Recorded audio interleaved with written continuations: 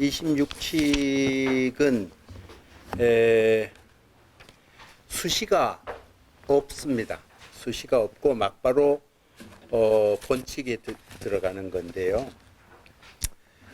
이 26칙은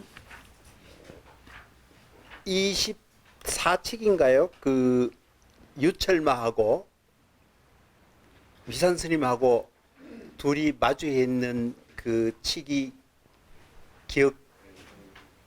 기억나나요? 유철마 비구니가 위산영우 스님을 찾아가니까 위산영우 스님이 보자마자 야, 이 늙은 암소야, 내가 왔냐? 그랬잖아요. 그죠? 그러니까 거기에 이 유철마 비구니 스님은 그런 말하고 아랑곳하지 않고 내일 저 천리나 떨어진 오대산에 제가 있는데 스님 안 가시렵니까? 그래 엉뚱한 얘기를 해요. 그러니까 그 소리를 듣자 위산영무 스님이 그냥 벌렁 누워버려요. 그 눕자마자 이 비구니 스님이 또 그냥 휙 나가버려요.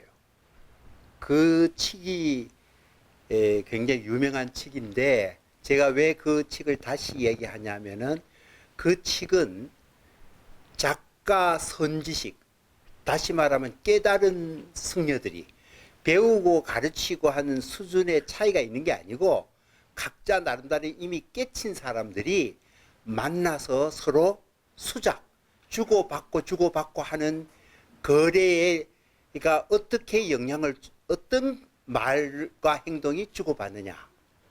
지금 그때 했는 내용이 비구니 스님이 나오자마자 위산 스님이 그거 보고 야, 이 늙은 암소야, 이렇게 얘기했단 말이에요. 그 소리를 듣고 오대산에 제 안 가시렵니까? 그리고 말과 말에 대응을 했어요. 그러니까 이 위산 스님이 그 말을 듣고 이번에 행동으로 벌러덩 누워버려요.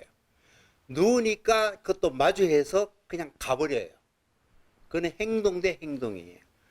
왜 이 선사들의 이런 행동을 우리가 이 유명한 화두로 삼느냐 하면은 우리가 그 늘 이야기하는 깨달음이라는 게 뭐냐, 본분사라는 게 뭐냐, 우리의 삶의 실질적 내용은 제가 최근에 이제 강조하는 게 그 본분사라고 그러고 또 한마디로는 잔해증이라는 이름을 붙여요. 잔해증이라는 말이 무슨 말이냐 하면은 우리 인생이 진짜 사는 거는 자기 마음 속에 어떤 생각이 떠오르고 어떤 감정이 떠오르고 느낌이 떠오르면은 우리 혼자 생각하고 혼자 마음 먹고 여러 가지 하잖아요. 그죠? 그런데 사람들은 자신의 생각을 말과 행동으로 드러내면은 남들이 내 말과 속마음을 알아주면은 내가 외롭지 않고 내 의미를 알아들으니까 그 보증 때문에 살 맛이 나고 기뻐해요. 그런데 그게 사실은 그게 비끄러진 거예요, 이미. 그러니까 엄격하게 말하면은 우리의 실질적 삶의 진짜 내용은 자기 속에서 스스로 느끼고 스스로 감정을 품고 이런 속살은, 감정의 속살은 혼자 생각하는 남이 아무도 몰라요. 근데 사람들은 살면서 그 혼자만 하고 남이 모르는 것에 대해서 이게 화가 나고, 내만 알고 세상이 어떻게 혼자 살 건가, 이거 외로워하잖아요. 그래서 어떻게든지 가까운 사람이 내 속마음을 알아주면 그 맛에 산다고 생각을 해요. 그런데 그렇게 사는 게 이미 이게 진짜 참인생에서 비끌어가는 거예요. 남이 알아줄 만한 거를 내가 다듬어서 그걸 보여줘야 내 인생이 확보된다고 생각하기 쉬워요. 그러면 그건 지 인생이 아니에요. 꾸며진 인생이고 이미 그렇게 포장된 인생이에요. 그러니까 진짜 인생은 결국 지 혼자 느끼고 지 혼자 생각하다 혼자 가버리는 것밖에 없다는 거예요. 그 말을 부처가 뭐라고 그랬어요? 천상천하 유아 독존이라고 그러는 거예요. 그 말이에요. 이 우주의 인생이라는 건 혼자 맛보고 혼자 가는 거다. 남이 알아야 된다고 생각하는 순간에 이미 그건 지 인생이에요. 남인데 검증받으려고 그래요. 그렇게 인생 살아갈 필요 없다는 거예요. 그러니까 우리는 혼자만 아는 게 이게 너무 억울하고 쓸쓸하고 외로워서 어떻게 사나라고 생각하기 때문에 남에게 보증받으려고 그러고 내 속을 알아줘야 된다 그러고 바깥에서 인정을 해주면, 그러니까 우리가 인생 사는데 뭐예요? 높은 지위에 올라가지고 권력과 힘이 있고 많이 알면은 뭐도 따르고 존경하고 하면은 야, 이제 내가 살만하다 그렇게 생각하는 거예요. 그게 껍데기 인생이라는 거예요. 우리가 인생을 그렇게 설정하는 한 진짜 지 인생 못 찾는다는 거예요. 정말 우리가 인생을 찾을 때는 이 세상에 아무도 알아줄 사람도 없고 알릴 필요도 없다. 그냥 혼자 맛보고 혼자 가는 거야. 원래는 그런 거란 말이에요. 그래서 그걸 깨닫는 거를 뭐라고 하냐면 본분사라 그래. 내 목대로 내가 느끼고 내가 혼자 가는 거예요. 여러분이 수많은 옆에 있는 사람들이 그렇게 가까이 가다가 다 죽어간 사람인데 그 죽어간 사람 입장에 들어보세요. 그 사람 다 내 속 알아줄 사람 하나도 없어요.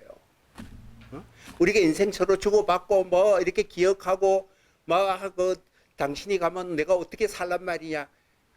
뭐 말은 그렇게 하지만 그렇게 될 수가 없어요. 결국 혼자 가는 인생이에요. 그런데 정말 인생을 그렇게 설정을 할 때 그런 게 본래 인생의 본질이야 라고 받아들일 때부터 여러분이 자기 인생이 보여요. 그렇게 생각하지 않고 자꾸 내가 속마음을 남이 알아야 되고 표현해가지고 남에게 인정받을 때는 인생 못 찾는다는 거예요. 이게 굉장히 중요해요. 그 얘기를 계속하는 거거든요. 그런데 세상 살다 보면은 그걸 결국은 불가능한 거예요. 내 속마음은 스스로 느낀 건 스스로 음미하고 스스로 맛보는 거다. 그게 인생의 본질이다라는 얘기를 다른 말로 뭐라고 얘기하냐. 그걸 잔해증이라고 그래요. 안쪽에서 스스로 내 마음 안쪽에 스스로 내가 직접 체험하는 게 인생이 진짜지. 내가 말을 했을 때 내가 행동하는 걸 보고 야 훌륭해 인정받아서 내 인생이 되는 거 아니라는 거예요. 그래서 그걸 잔해증이라고 그래요. 그래서 환경의 얘기를 우리는 부처님의 잔해증의 경계다. 그래서 환경의 그 설법이 다 잔해증이 있는데 그 말뿐만 아니라 우리 인생 모두가 다 우리 인생은 잔해증이에요. 혼자 스스로 안에서 자기 혼자 맛보고 가는 거예요. 이거를 남에게 보증받고 인정하고 인정받고 그렇게 설정하면서 인생을 꾸며가려고 하지 마라. 참 인생은 그거 포기하고 실제 있는 그대로를 생각하면서 갈 때 진짜 지 인생 찾을 수 있다 이 말이에요. 이제 그런 얘기를 하는데 자 그러면은 여기에서 그걸 이제 다 본분사를 깨달은 사람을 성가에서는 작가 선지식이라고 그래요. 작가란 말. 왜? 인생은 자기가 짓고 가는 사람이니까. 자기가 만들며 가는 사람이니까. 남 따라가는 게 아니에요. 그게 작가라고 그래요. 글 쓰는 사람을 우리 작가라 하지만 그것도 자기가 스스로 설계해 가잖아요. 인생 자체도 자기가 만들고 자기가 설계하고 자기가 행동하면서 가는 게 우리는 작가라고 그래요.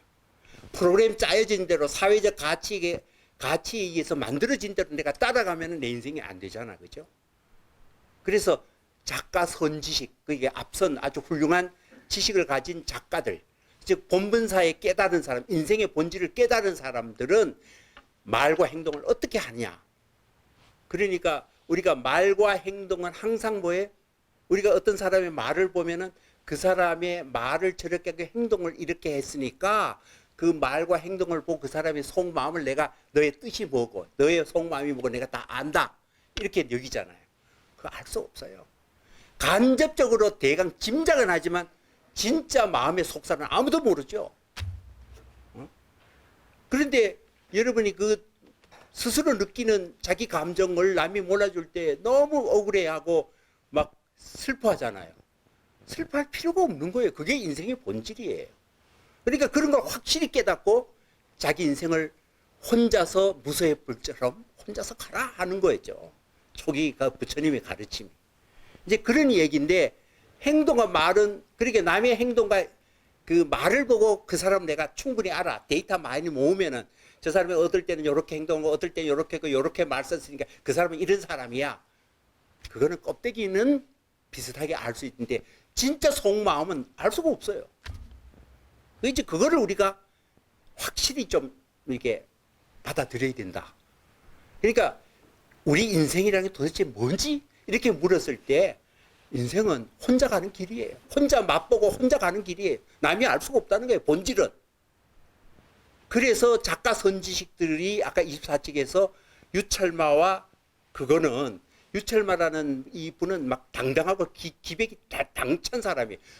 대체로 이 정신적 이 맨파워가 정신력이 강한 사람은 기운이 흘러 넘쳐서 남들 보면 그 기운이 느껴져요. 그러니까 유철마가 그런 기운을 갖고 있는 사람인데 작가 선지식이에요. 그러니까 그 유명한 위산 스님을 찾아가요. 찾아가가지고 또 가는데 위산 스님이 딱 오는 그 폼을 보니까 이미 자기가 나름대로 독자적인 자기 인생의 당당함을 갖고 오는 걸 보고 그걸 절로 보죠. 절로 본다는 건 뭐냐면 낮춰본다는 뜻이 아니고 너 인생은 너고 나 인생은 낸 거예요. 그러니까 그냥 야 이 늙은 암소야 내 왔느냐 이랬잖아요. 아랑곳하지 않고 그렇게 이야기해요.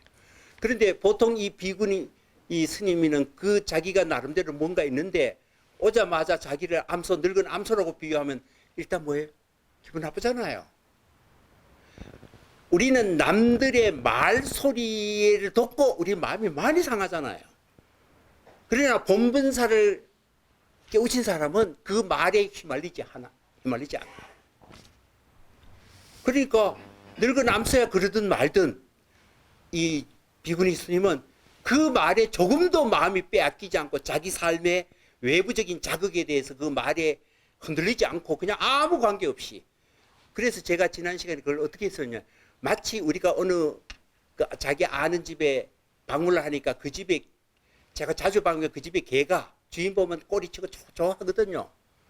그러면 친구가 왔으니까 멍멍 안 짖고 왔다고 펄쩍펄쩍 뛰고 꼬리치고 멍멍 짖으면은 개가 자기 알았다고 이렇게 짖어주고 행동하면 기분 좋잖아요.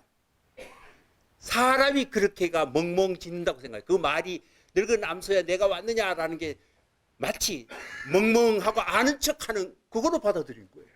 그러니까 그걸 제가 어떻게 이야기하냐면 우리는 어떤 사람의 말을 소리로 받아들이는 게 아니고 즉 새소리나 개소리나 이런 것처럼 해가지고 나 서로 수작한 소리를 받는 게 아니고 말의 뜻을 취해가 내 마음을 상하게 해요. 그리고 그거 아무 관계 없는 거예요. 늙은 암소야 그러든 거기에 우리가 기분이 나쁘고 내가 어떤 사람인데 저 영감쟁이 미쳤나 이렇게 생각하지 않는다는 거예요. 그러면서 자기 얘기를 그냥 불쑥해. 저 천리에 어떤 오대산에 제가 있는데 안 가시렵니까? 그러니까 그 이야기를 듣고 내가 왜 가? 이런 거는 말의 뜻에 이미 휘말린 거죠. 그거 관계없이 그 말을 또 행동으로 벌러덩 넣어버리는 거예요. 벌러덩 넣으니까 이것도 이쪽의 사람이 그냥 휙 가버려요. 그러니까 서로 행동과 말을 해도 상대의 마음속을 파고 들어가 마음을 흔들지를 않아요. 각자 자기가 그러면서 그들은 수작을 하는 거예요. 이렇게 움직이면 저렇게 움직이고 반응해주고 어울릴 수 있는 거예요. 그런데 여러분 우리끼리 만나면 말 한마디 잘못하고 인상 한번 쓰면 어떻게 해? 그만 마음에서 꼴도 없고 나 다시 너 안 보여. 그게 우리들이에요. 그러니까 우리가 실제로 인간관계를 하면서 얼마나 말에 걸리고 얼마나 그 행동 때문에 상하나요. 이런 게 옳은데 너는 어떻게 그렇게 생각할 수 있어? 이게 또 인간이냐? 이렇게 생각해요. 그러니까 우리 사회가 말과 행동 서로 얽히는 순간에 마음을 서로 핥히고 상처를 주잖아요. 그런 것에서부터 우리가 어떻게 인생을 우리가 그런 우리들의 짜여진 세계에 들어가면 다 상처받고 마음의 상처 말 한마디 잘못해 보세요. 생각 한번 다르다고 생각해 보세요. 우리가 서로 상처를 얼마나 주겁니까? 보기도 싫고 만나기도 싫어요. 그게 우리들 아니에요. 이 작가 선지식은 말과 행동을 서로 반응을 하면서도 전혀 자신 마음이 다치지 않는 그런 수작을 하고 있다라는 게 그런 칙인데 오늘 또 그거하고 똑같은 거예요. 그래서 긴 설명을 왜 약간만 다르지만 본질은 이 모델이 오늘 26칙, 20칙 다 그런 칙이에요. 그래서 그거를 수시 대신에 제가 말씀을 드리고 26칙의 본칙에 들어가겠습니다. 승문 백장 여하시 기특사. 예, 그거는 뭐 해석할 필요 없고요. 어떤 스님이 백장 스님에게 물었다. 여하 무엇이 기특한 일입니까? 이렇게 물었어요. 어떤 스님이 이 백장 스님은 우리 40페이지 보면은 마조 스님의 제자지요. 마조 스님의 제자예요. 네? 마조 스님의 제자고 이 백장 스님 밑에 황벽 스님이 있고 황벽 스님 밑에 임재 스님이 있잖아요. 이 백장 스님이 그 백장이라는 건 우리가 1장, 2장 그러잖아요. 그 백장이면 굉장히 높은 산이 백장산이라는 산이에요. 살았기 때문에 백장이라고 그래요. 거기에 있는 봉우리가 대웅봉이 있어요. 그래서 그때 장운 백장 스님이 말했다. 무엇이 어떤 스님이 이 백장 스님에게 물으는 게 뭐예요? 무엇이 기특한 일입니까? 물으니까 백장 스님이 대답하기를 홀로 독자 대웅봉, 홀로 대웅봉에 앉아 있구나. 이게 답이에요. 홀로. 근데 여기 앉아 있는 사람이 여기 조금 미안하지만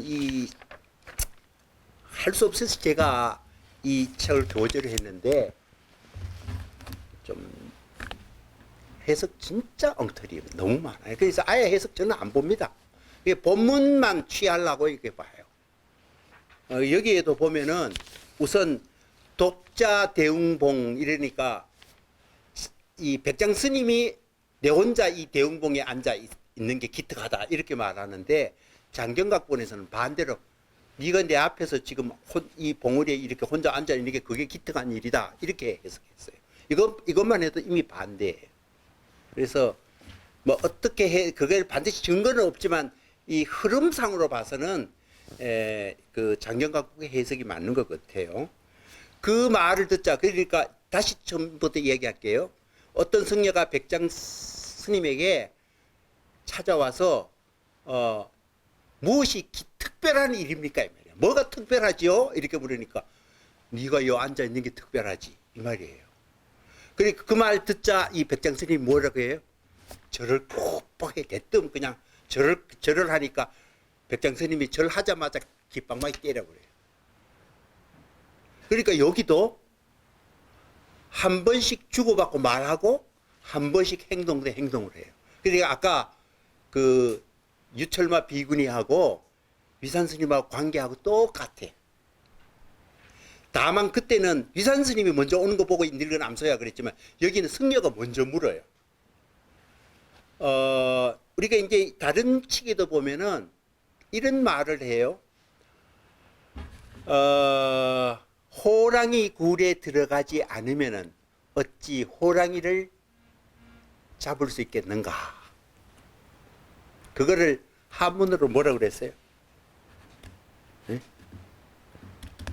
입호혈, 쟁득호자 이렇게 얘기해요. 입호혈, 들립자. 호혈은 호랑이 굴에 들어가지 분립호혈. 네? 그러니까 호혈에 들어가야. 근데 들어가지 않으면 분립호혈. 분립호혈. 말 그 한문 안 써도 알겠죠, 그죠? 호랑이 굴에 들어가지 않는다면 쟁득. 쟁자는 서로 다투다 할 쟁자인데 이건 어떻게 이렇게 의문사 보호로 그랬지. 쟁득 어찌 얻을 수 있느냐. 호자. 호랑이를 어떻게 얻을 수 있느냐. 호랑이 굴에 들어가야 호랑이를 잡는다. 말은 참 속담으로 그런데 여러분 실제로 사냥꾼이 되고 호랑이 저 어디 사는데 호랑이 굴에 들어간다고 사냥꾼 할 때 들어갈 수 있겠어요? 지 죽을 줄 모르는데 그냥 가슴이 덜덜덜덜 못 가는 거예요. 그러니까 지금 이 스님들의 대화는 자기가 깨우침을 갖다가 아주 유명한 선작가다. 이 백장 스님은 아주 기계가 여기에 다른 그 해설에 보면 이미 백장은 기계가 막 넘쳐가지고 호랑이 날개를 단 것이라고 평가를 할 정도로 기계가 넘쳐요. 그 앞에 가간 기가 죽어가 한마디도 못해요. 그런데 이 스님이 딱 가가지고 뭔가 수작을 해가 얻으려 그러면은 이 백장 스님을 찾아가는 게 호랑이 굴에 들어가는 거예요, 지금. 호랑이 굴에 들어가가지고 아주 당당하게 뭐라 그러냐면 세상에 뭐 특별한 일이 뭐가 특별하나요? 이 말이 여하시 기특사. 네가 여기 있는 게 특별하지. 이렇게 얘기해. 그러니까 절을 꾹뻑해요. 절을 꾹뻑한데 절을 하자마자 자기는 너가 이 대흥공의 독자 혼자서 이렇게 있는 거 기특하다 그러니까 그 말을 알아듣고 절을 꾹뻑했다고 했다면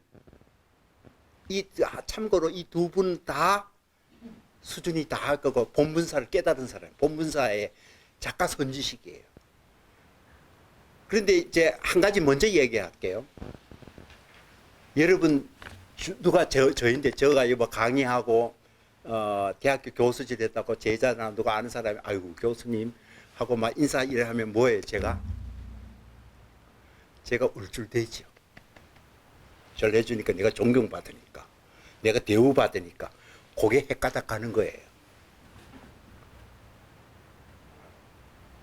여러분들이 승복 있고 신도들이 절하면은 스님들이 마음이 굉장히 그 작가 선지기 하면 스님들 가요.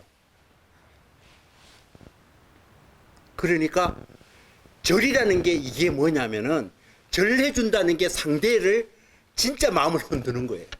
얼마나 무서운 도전인지 몰라요, 이게. 여러분 생각해 보세요. 여러분 여자 같으면 어릴 때 난 널 사랑해 가면 뿅 가잖아요. 사람 혼을 빼는 거예요. 더구나 행동을 하면 절해주는 거예요.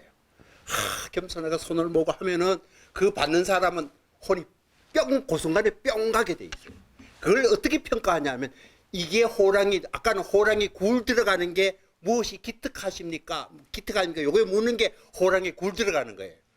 그래서 니 혼자 앉았지 그러고 저를 꾹뻑하는 거 뭐냐? 요거는 호랑이 수염 뽑는 거예요. 요거는. 왜? 상대가 그 절하는데 헷갈려. 그러니까 고승들 되면은 내가 한 수 가르쳐주니까 꾹뻑 절하면 얼마나 좋아. 그래 니 알았느냐 하고 울줄댄데 그렇지 않는 거죠. 그 자리에서 깃방망이 때리는 거예요. 그 나를 완전히 맛이 가게 하는 그 마약에 취하지 않아요. 한 달 때려주는 거예요. 그거예요. 그 희칙이에요. 우리가 말과 행동에 상대방의 마음을 흔들어 놓고 지가 지정신 못할 거 자기 독자의 자신의 세계를 바깥에서 흐려뜨리다가 그 혼미하게 만드는 것에서 우리가 마음이 흔들려서는 안 돼요. 굉장히 이런 점에서 우리가 말과 행동이라는 것이 외부에서 오는 것이 우리 마음을 완전히 뒤흔들어 놔요. 이거 지금 그 얘기를 하는 거예요. 굉장히 중요한 거예요. 그래서 이걸 호랑이 굴에 들어가지 않으면 어찌 호랑이를 잡을 수 있는가. 그러니까 이 승려가 이 백장 스님에 찾아가는 것만 해도 호랑이 들어가는 거예요. 거기서 지금 달려든 게 뭐냐 막 잡으려고 하는 게 아까 세상에 무엇이 기특하죠. 그런데 기특하죠 그러면 우리 그러면 그 자리에서 네가 혼자 있는 게 기특하지 그 말이 기특하다는 말의 대답이었을까요? 아니에요. 기특하다는 말에 빠져가 기특한 걸 찾아서 말해준 게 아니에요. 이거 하면 착각하죠. 이미 말에 덫에 걸리는 거죠. 그 말도 그것도 아니고 그냥 단순하게 눈에 보이는 그 모든 현상이 그 말의 의미를 따라서 대답해 준 게 아니에요. 그래서 이것도 뒤에 평창에서 보면은 너가 여기 혼자 앉아 있는 게 기특한 일이지가 그 물음에 대한 답인가 아니면은 그냥 화답해서 그냥 한번 해주는 건가. 우리가 이렇게 생각을 해보세요. 우리 인간이 언어라는 게 원래는 이 짐승들이 울부짖는 거 있잖아요. 요즘 유튜브에 보니까 개 애완용 개를 끼워가지고 온갖 유튜브에 저 개 자랑하리라고 뭐 아기 보는 거에서부터 온갖 심부름하는 거 다 나와요. 어? 그런데 저도 어제 몇 개 재미있어 봤는데 어떤 개는 피아노를 치더라고. 혼자 두 다리 딱 해가 둥둥 치면서 노래를 불러. 우 그러더라고.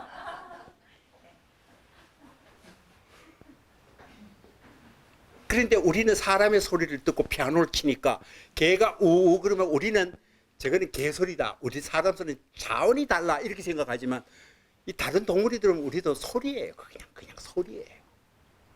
그런데 우리는 그 말의 소리를 듣는 게 아니고 그러니까 여러분 잘 보세요. 우리가 노래를 부르면은 우리 요즘 그 BTS 인기 잘 나가잖아요. 한국 노래 부르는데 외국 사람들이 다 한국 말이 또 아름답대. 그 사람 말 의미 몰라요. 우리 불어 들으면 뭐 이상하잖아요. 그거 아름답다고 그러잖아요. 어? 그렇듯이 한국말이 그렇게 소리가 좋대요. 리듬, 그 사람들은 한국말의 뜻을 보는 게 아니고 그걸 소리로. 그러니까 여러분이 소리로 듣고 리듬으로 들으면 아름다워요, 이게. 그러면 마음 상할 거 한 개도 없죠. 그런데 그 속살의 뜻을 봐오면은 그때부터 생각이 다르면은 이게 다른 게 안 보여요. 우리가 행동이 의미를 투여하면 사람 행동이 문제가 있어요. 그런데 춤을 춰보세요. 다들 신나지. 그러니까 우리 인간의 행동이 말과 행동이 아름다운 노래소리 가락처럼 소리로 듣고 우리의 행동이 춤사위로 본다면 우리는 멋지게 서로 어울리고 멋지게 서로 공감하고 서로 교환이 돼요. 그런데 우리는 말과 의미를 그렇게 찾기 때문에 서로가 상처를 주고 그 말이 그 사람 정신세계에 독소처럼 들어가서 그 마음을 뒤흔들어 놔버려요. 그게 우리 인간 삶이에요. 그러니까 여러분들이 어떨 때 보면은 새소리, 개소리, 물소리를 들으세요. 정말 그래서 어떻게 그 하는 거는 어떻게 사람 그 말에 그렇게 대수롭게 그 말의 의미를 내 뜻과 내 생각하고 견주어 가지고 어떻게 사람이 그렇게 생각할 수 있어? 너는 그게 말이 되지 않는 거지. 그러면서 지 말을 상대에게 생각 가지고 남의 생각을 덮어 씌우려고 그러면서 억압하려고 그래요. 그 불가능한 거죠. 끄떡 끓여주는 거, 그 사람이 바보거나 내가 바보거나 그러면 해줘요. 즉 본분사를 잃어버리면 거기에서 또 의미를 찾고 봐라. 내 말이 맞지. 얘도 인정해줬잖아. 제가 평생 교수질 하면서 논문 쓰면서 남의 말을 증명해서 내 말에 증명하는 게 그게 논거되는 거예요. 그 짓하고 평생 살았어요. 참 무의미한 일이죠. 그러면 이제 월급도 주고 점수도 주고 뭐 그렇게 했어요. 그러나 이런 과정이 이런 기점에서 볼 때는 그게 참 얼마나 터무니없는 짓인가 이런 게 보여요. 송으로 들어가겠습니다.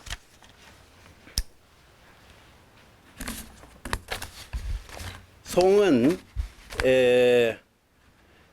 조역 교치 천마구.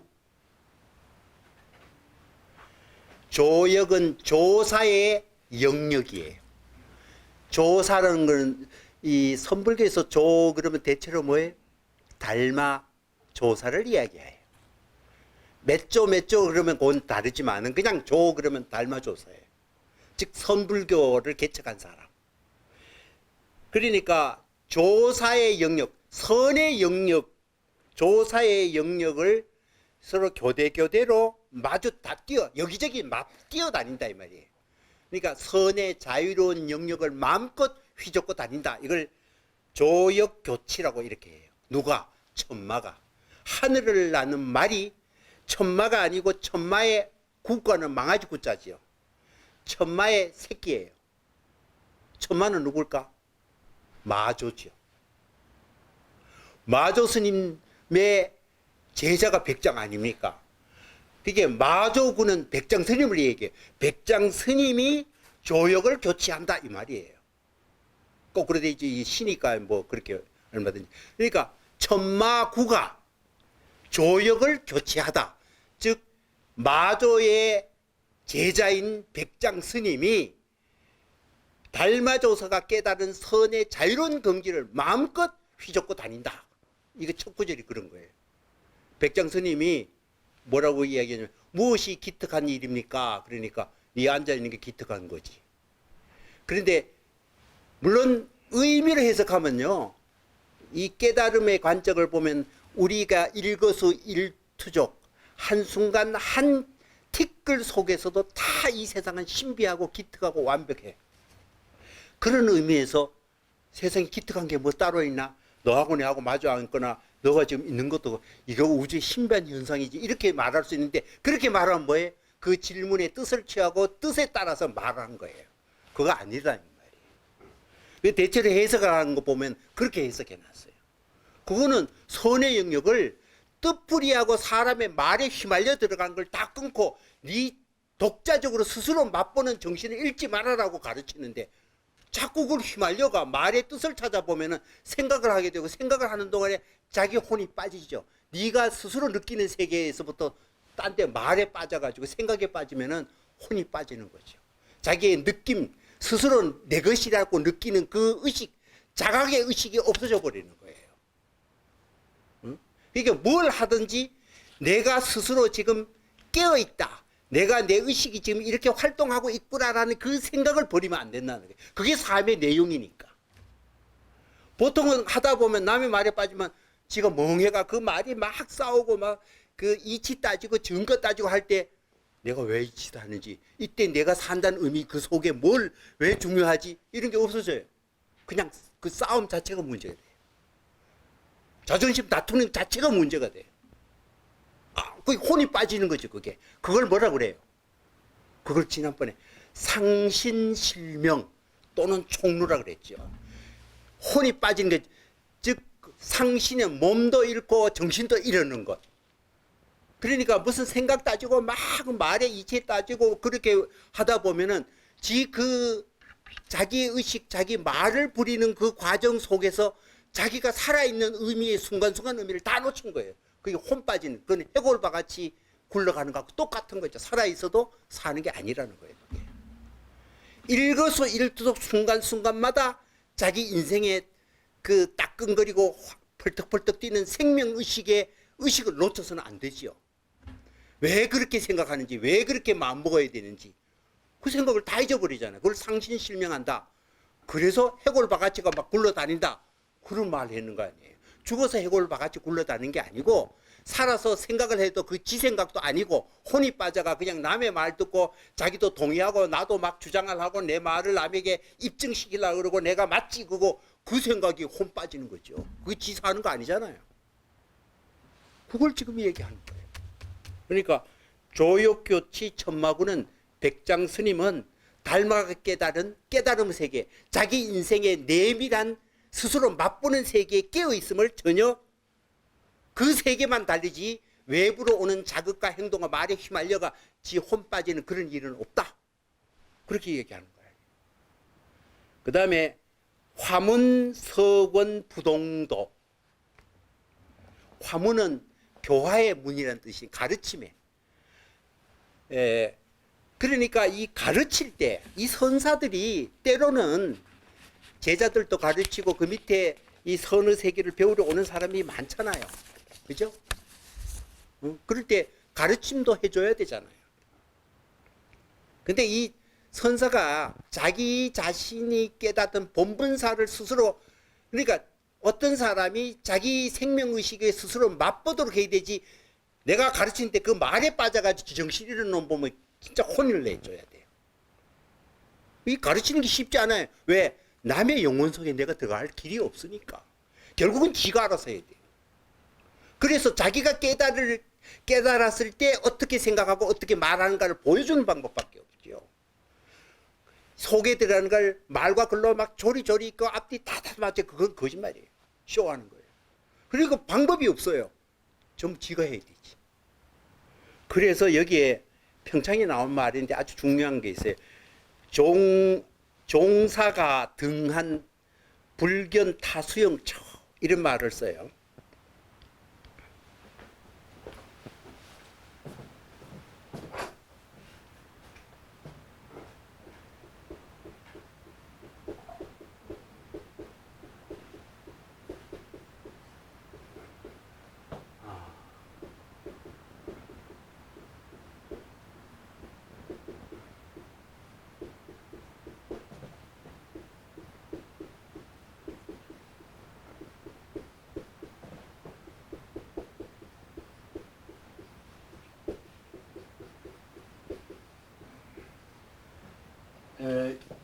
말은 이 종사, 그러니까 종사라는 거는 진짜 근본적 가르침, 이런 대종사라 그러잖아요. 이 종사급 되는 대스승들은 기본적으로 등한, 뭐든지 절로 본다. 대수롭지 않게 본다. 등한, 한가롭게 본다. 그게 우리가 무사란 말이에요. 자기 세계에 침잠하고 자기를 스스로 깨우친 사람들은 세상 이치가 그냥 그런 거지 뭐. 세상 일에 뭐 그거 아니면 내 목숨 걸어놓고 중요한 한 개도 없어요. 중요한 건 자기 목숨이죠. 자기 생명 의식이죠. 그러니까 나머지 전부 다 등한하게 여겨야 돼. 등한하게 여기기 때문에 이들은 뭐냐, 불견, 보지 않는다. 뭐를 보지 않아요? 자기 상대가 수용처라는 건 그 사람이 깨달은 바, 그 사람이 지금 아르마리 하는 것, 그 사람이 뭘 지금 배우려고 하는 이 뜻, 그건 지 문제인데 내가 그걸 뭘로 줄때 거기에 맞춰가 내가 요거 다 맞춰가 요런 말 해가 그 사람이 깨우쳐지. 이렇게 프레임을 짜가지고 거기에 딱딱 맞게 그건 이해시키는 건 되지요. 그 이해하고 깨달으면 다르니까.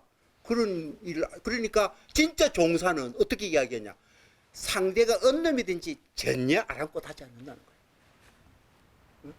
타수용처, 타자가 뭐를 받아들여서 마음이 어떻게 굴려가고 있는 그 움직임 자체를 보지도 않는다는 거예요.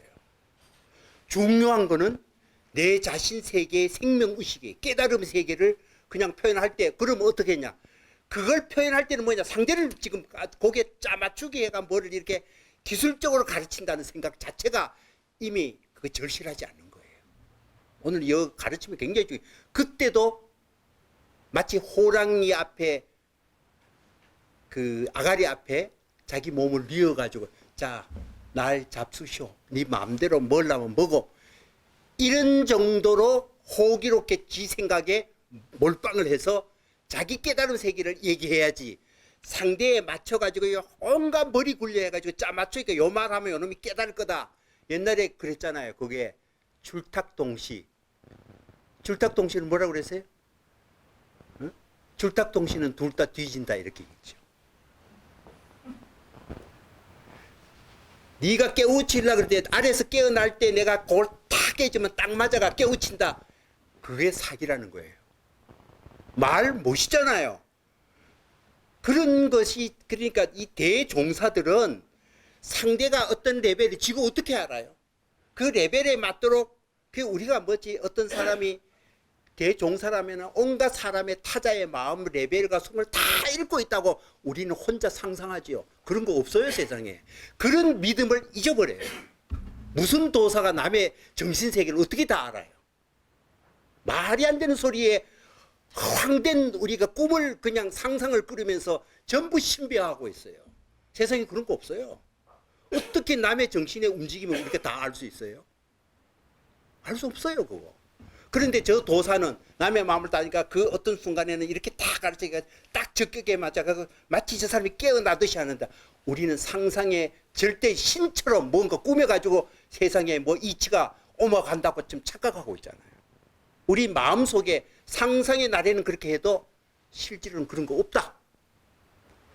냉정한 우리의 현실을 우리가 까놓고 얘기해가지고 우리가 직설적으로 봐야 그게 진리에 가깝지, 상상에 있어서 막 신비하게 자꾸 꾸며가요. 우리 마음은 그런 실질을 안 보고 꾸며진 그 은폐된 절대적 어떤 신념의 그런 뭐 추상을 막 만들어가지고 전부 덮어 씌워서 해석해. 세상에 그런 거 없어요. 그러니까 똑바로 보는 게 중요하죠. 한 인간이 타자의 마음속에 들어가 정신에 흘러가는 과정을 안다라는 허상을 우리가 버려야 돼요. 그러니까 거기에 딱 맞춰가 뭔 가르침을 줘?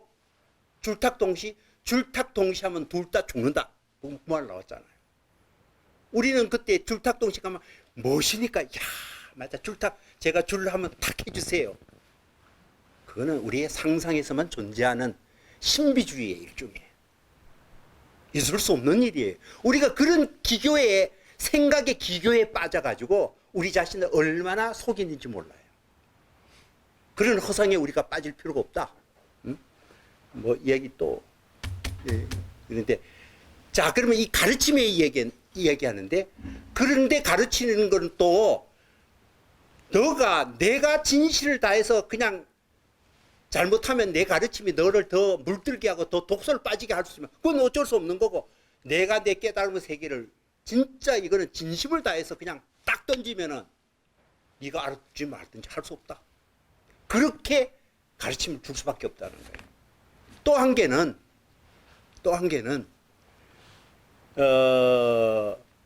여기 그거는 안 쓰겠어요? 도 당기 어떤 상황의 찬스에 들어와서 내가 마지못해 가르쳐야 될 때는 그럼 어떻게 하냐? 놀이하듯이 할 수밖에 없다는 거예요. 그걸 이런 염농초, 농자는 희롱하다의 농자예요.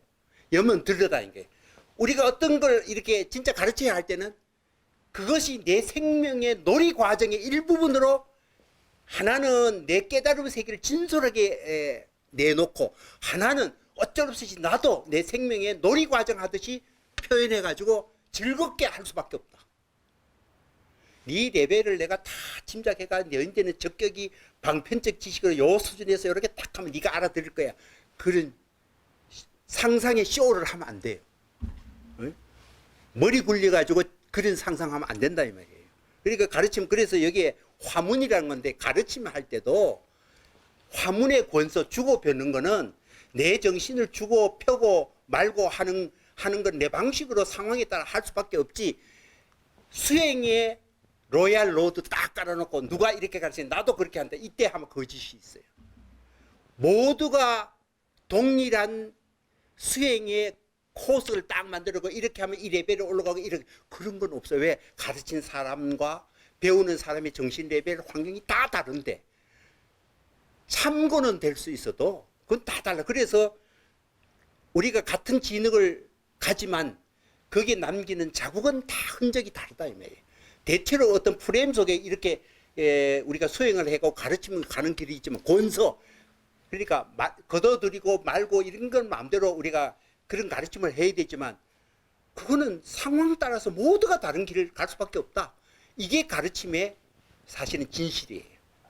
표준화된 진실, 모델화된 진실, 그런 가르침. 왜? 가르치는 거나 말이나 다 독자적인 정신세계에 있기 때문에 그 마주할 때 그 상황은 어떤 표준도 있을 수가 없잖아요. 그래서 여기는 화문에서 권서는 부동도하다. 같은 길이 아니다 이 말이에요. 가르침의 길에서는 여러 가지 주고 펼치고 걷어들이고 하는 것이 같은 길을 갈 수가 없는 길이다, 이런 거예요. 그러니까 여기는 백장 스님한테 어느 승려가 딱 요 물음에 대해서 기특사를 물으니까 그냥 백장 스님의 세계에서 이렇게 말했을 거예요. 요 상황에서. 그것도 의미가 딱딱 들어맞다. 네가 지금 있는 게 얼마나 기특하냐, 그 뜻이 아니에요. 그렇게 해석하면 안 돼요. 제일 그거는 뭐냐면 항상 의미를 추적하는 것을 깨주는 게 오히려 그게 본분사. 즉 어떤 사람이 어떤 사고에 빠져 있을 때 의미를 추적할 때 그거하고 거기서 벗어나게 하는, 도움 주는 여러 가지 방법을 할 수는 있어요. 그 상황에 따라서. 그래서 그냥 기특한 거를 거꾸로 얘기하면, 기특한 거를 찾으려는 어떤 사람의 사회방식을 깨기 위해서는 모두가 기특한 거지. 기특한 거 찾을 필요 없다. 이런 게 오히려 도움이 되죠. 의미를 찾는다면. 그리고 특히 절을 할 때 그게 이 승려도 보통 수준이 넘어요. 딱 거기서 말이 고맙는 듯이 이거 강력한 마약을 선생님한테 뿌리는 거예요. 함부로 호랑이 수염을 그냥 뽑는 거예요. 절하면. 그러면 그 절 받는 이 선사는 그 절 보고 허벌쭉 웃고, 아 그렇지 네가 깨달았구나 하고 그때 맛이 가는 거예요. 그러니까 그 정신 한때 빗방망이 있다, 정신 차리자, 니도 나도, 뭐 이렇게 하는 거예요. 이게 이제 그 송인데, 정광석화 존기변. 그러니까 무엇이 기특하지요? 딱 말로서 앉아있는 게 기특하지. 그래서 절하니까 한 개, 둘 다 정광석화까지, 정광석화처럼 빨리 상황을 서로 파악하고 거기에 맞는 말과 행동을 둘 다 그냥 주고받고 째깍째깍 일어나요. 이걸 이 시에서 이렇게 노래했어요. 그 다음에 감소일례 랄호염. 가소롭구나. 어떻게 호랑이 수염을 뽑으려 하다니 뭐 이거는 그냥 이 전체 상황을 주고받고 하는데 호랑이 구리들하고 호랑이 수염 뽑으려고 그랬던 상황을 얘기를 하고 있는 걸 이렇게 노래를 했습니다.